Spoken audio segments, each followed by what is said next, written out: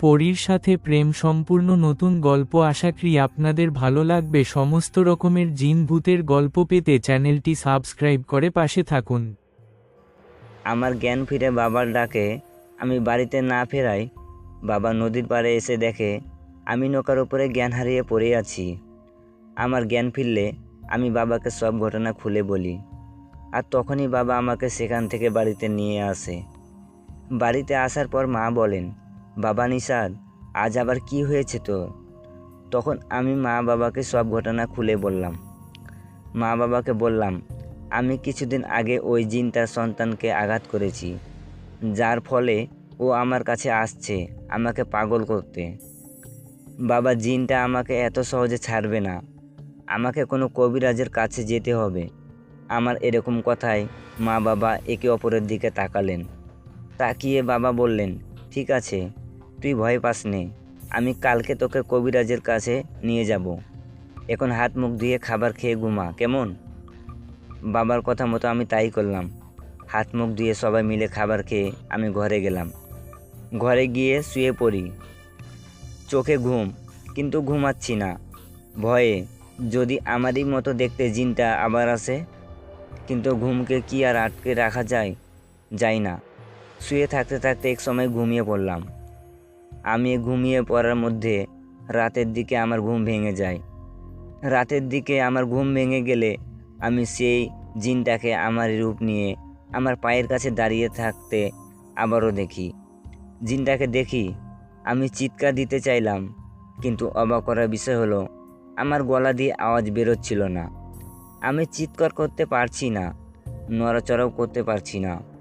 এমন সময় সে ভয়ঙ্কর জিনটা বললেন, কি ভাবছিস আমাকে দেখে চিৎকার করবি? তোর মা বাবাকে ডাকবি? পারবি না।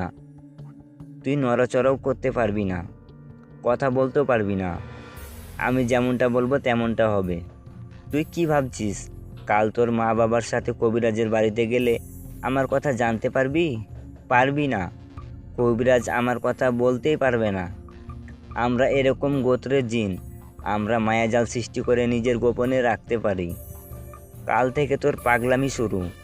তুই পাগল হতে না চাইলেও সবাই তোকে পাগল বানাবে। আমার ছেলে যেমন পাগল হয়েছে তার থেকে খারাপ অবস্থা করব তোর। কথাটা বলে সে জিনটা বাতাসে মিশে যায়। এদিকে তখন আমি নড়াচড়া ও কথা বলতে পারি। আমি নড়াচড়া ও কথা বলতে পারাই সে বাকি রাতটুকু আর না ঘুমিয়ে পার করে দেয়। পরের দিন সকালে মা বাবা আমাকে নিয়ে একজন কবিরাজের বাড়ির দিকে যেতে থাকে। তখন আমি বাবাকে বলি, বাবা, আমার না ভয় করছে, কবিরাজ আমাকে সুস্থ করতে পারবে তো? ওই জিনটা আমাকে কি বলেছে জানো? বলেছে ওর বিষয়ে কবিরাজ কিছু বলতে পারবে না। তখন বাবা বললেন, তুই যে কি বলিস না, কবিরাজ বলতে পারবে না মানে? যেটা জিন জানালো, কেমনে?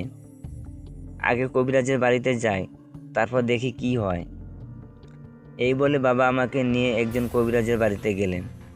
সেখানে যাবার পর কবিরাজ আমার নাম ও কি সমস্যা এটা জিজ্ঞাসা করলেন।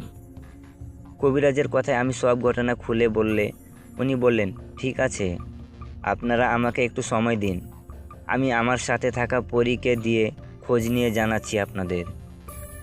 এই বলে কবিরাজ তার সাথে থাকা পরীকে দিয়ে খোঁজ নিয়ে বললেন, আমি তো কোনো সমস্যা দেখছি না। এই ছেলের কাছে যে জিন আসছে এটাই তো জানতে পারলাম না। ওর কাছে জিন আসলে আমার পরী এই বিষয়ে জানতে, কিন্তু ওর কাছে কোনো জিন আসে না।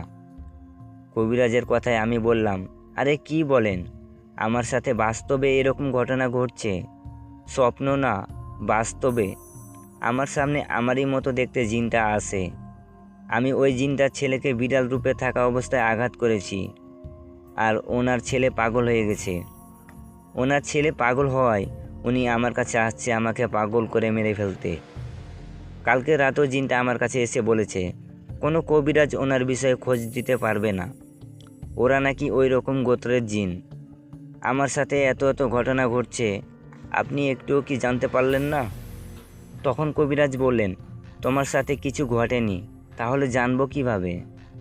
আমার পরী অনেক খোঁজ নিয়ে এসব কিছু জানতে পারেনি। আমার মনে হয় তোমার কোথাও ভুল হচ্ছে। মানে অনেক সময় এরকমই হয়, অসুস্থতার কারণে মানুষ নিজেকে নিজে দেখে। তুমি নিশ্চয় অসুস্থ। আরে না, আমি কোনো অসুস্থ না, আমি পুরোটাই সুস্থ। কবিরাজ সাহেব, বিশ্বাস করুন, আমি সত্যি জিনটাকে দেখি। আপনি ভালো করে খোঁজ নিয়ে দেখুন। আমার কথায় কবিরাজ বললেন, আমি ভালো করে খোঁজ নিয়ে দেখেছি। আপনারা চাইলে অন্য কবিরাজের কাছে যেতে পারেন।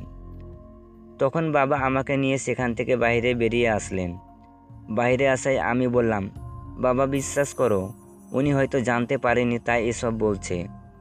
আমি তো তোমাদের আগেই বলেছিলাম উনি কিছু বলতে পারবে না।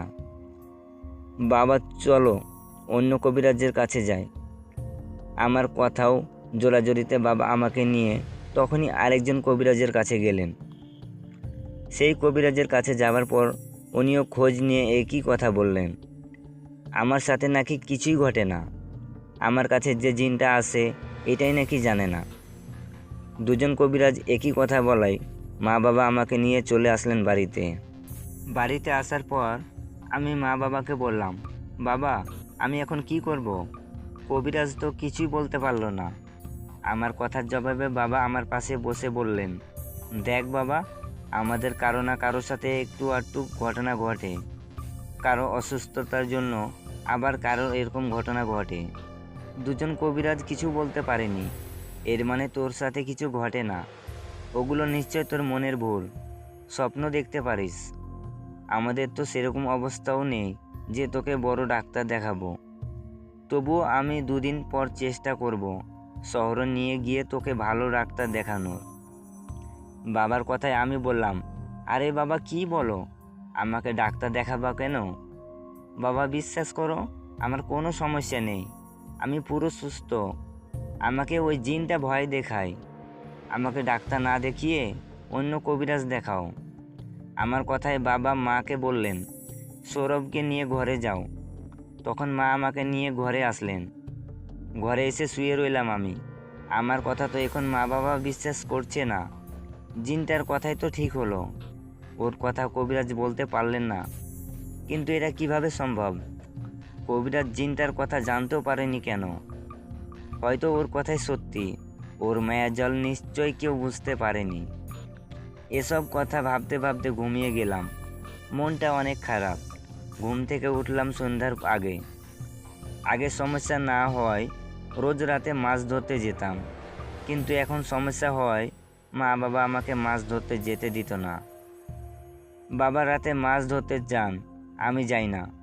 আমি মাছ ধরতে না গিয়ে খাবার খেয়ে ঘরে শুয়ে আছি, ঘুম আসছে না ভয়ে। আমি না ঘুমিয়ে রাত জেগে আছি। ওদিকে বাবা মাছ ধরতে গিয়ে মাছ ধরে চলে আসলেন। বাবা মাছ রেখে ঘুমিয়ে গেলেন। এদিকে রাত গভীর হওয়ায় আমিও ঘুমিয়ে যাব। এমন সময় আমার মতো দেখতে জিনটা এসে বলল, কিরে, তোকে বলেছিলাম না আমার কথা কেউ বলতে পারবে না? কোনো কবিরাজ ডাক্তার দেখিয়ে লাভ নেই, আমি তোকে পাগল করেই ছাড়ব। জিনটার এমন কথায় আমি ভয়ে ভয়ে ওনাকে অনুরোধ করতে করতে বললাম, আমাকে মাফ করে দিন, আমি আসলে বুঝতে পারিনি বিড়াল রূপে আপনার ছেলে সেদিন আমার সামনে আসছিল। আমি না বুঝে করেছি এসব, আমাকে ছেড়ে দিন।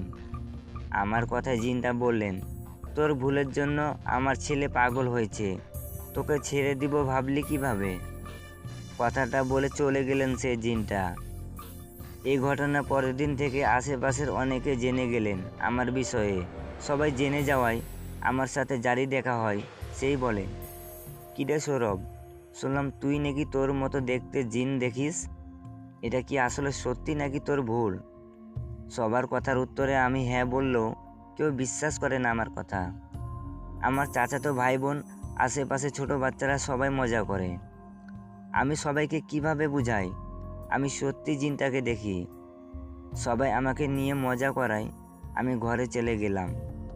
হ্যালো বন্ধুরা, এই গল্পের পরবর্তী পার্ট খুব শীঘ্রই দেওয়া হবে। গল্পটা কেমন হলো অবশ্য কমেন্ট করে জানাবেন, আর হ্যাঁ সাবস্ক্রাইব করতে ভুলবেন না কিন্তু। ধন্যবাদ।